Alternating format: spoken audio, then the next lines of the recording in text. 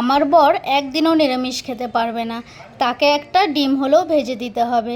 মাছ ছাড়া তো চলতেই পারে না, কিন্তু যেদিন মাছ থাকবে না সেদিন বলে একটা ডিম হলেও আমাকে ভেজে দাও, নয়তো আমি ভাতই খেতে পারবো না। হ্যালো সবাইকে, গুড মর্নিং। প্রিয়াঙ্কা কর চ্যানেলে আবার একটা নতুন ভিডিওতে তোমাদেরকে অনেক স্বাগত জানাচ্ছি। আশা করছি তোমরা সবাই অনেক ভালো আছো আর আমরাও অনেক ভালো আছি। রান্নাবান্না নিয়ে তোমাদের সঙ্গে একটা ছোট্ট ব্লগ ভিডিও শেয়ার করলাম। 5 থেকে 6 দিন আগে ভিডিওটা করেছিলাম, আজকে ভিডিওটা আপলোড করে দিলাম এডিট করে। আজকে ভেবেছিলাম রান্নাবান্না তেমন কিছু করব না, ডাল ভাত করব, সঙ্গে একটা তরকারি বা ভাজা করে নেব।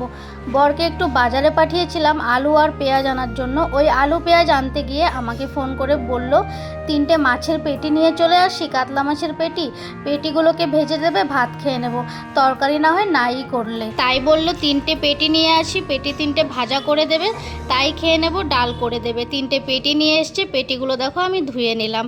আর ওইদিকে একটা লাউয়ের টুকরো নিয়ে এসছে, এক টুকরো লাউ নিয়ে এসছে, আবার কালকের জন্য ভেবে নিয়ে এসছে কাল লাউ দিয়ে মাছের মাথা দিয়ে ওকে রান্না করে দিতে হবে। লাউটা এনে রেখেছে, আলু পেঁয়াজ এনেছে আর কাঁচা লঙ্কা। এই যে তারপর রান্নার ফাঁকে 3 জনে একটু মিষ্টি খেয়ে নিলাম।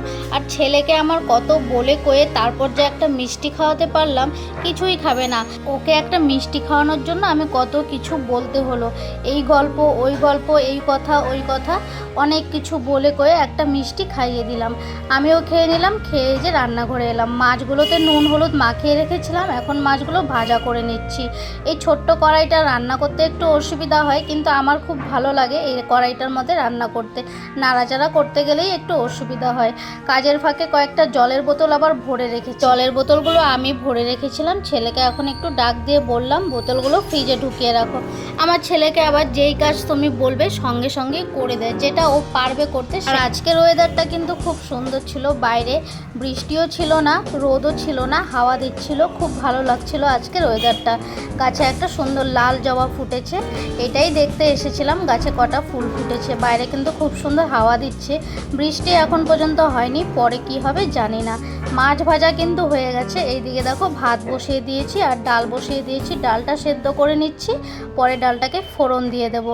আর একটা স্পেশাল জিনিস রান্না করব, যার জন্য দেখো এখানে টমেটো, পেঁয়াজ আর রসুন, কাঁচা লঙ্কা কেটে রেখেছি। সকালবেলা তো ভেবেছিলাম ভিডিওটাকে সুন্দরভাবে করব, একটা পুরো ব্লগ ভিডিও করব সারাদিনের, কিন্তু তা আর পারলাম না করতে। ভিডিওটাকে এখানেই শেষ করতে হচ্ছে। আমার একটু অসুবিধা হয়েছিল, যার জন্য ভিডিওটা আগে আর করতেই পারিনি।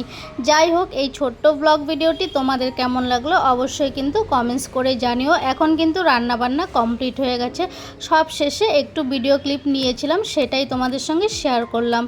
আজকের জন্য ভিডিওটা এখানে শেষ করছি। Tata, bye bye. আবার দেখা হবে নতুন একটা ভিডিওতে। টাটা।